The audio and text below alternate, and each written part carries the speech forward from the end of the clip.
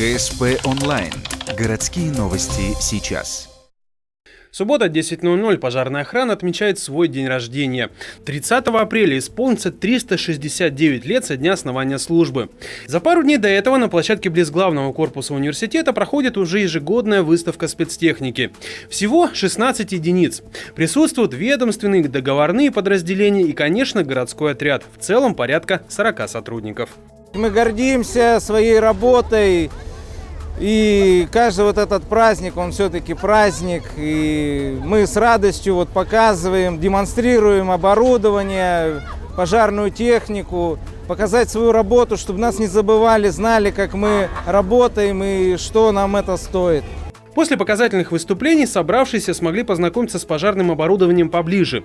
Детвора была только рада посидеть в кабине автомобиля, включить сирену или же посостязаться в меткости, пытаясь сбить мяч струей воды. Для смелых предоставили возможность побывать в импровизированной дымовой комнате, на себе испытать, как себя чувствуют пожарные. Значит, здесь у нас специально создан театральный дым. Дети одевают противогазы для того, чтобы увидеть, что происходит у нас в дыму. И там саму видимость. Конечно, когда особенно впервые, именно сам идет психологический стресс, страх. Для этого мы специально и тренируемся, чтобы победить внутренний психологический страх. В актовом зале вручили награды и поощрения заслужившим. В это же время колонна спецтехники проехала по улицам города парадом, удивляя горожан обилием пожарных машин. Но на этот раз повод не ЧП, наоборот, праздник.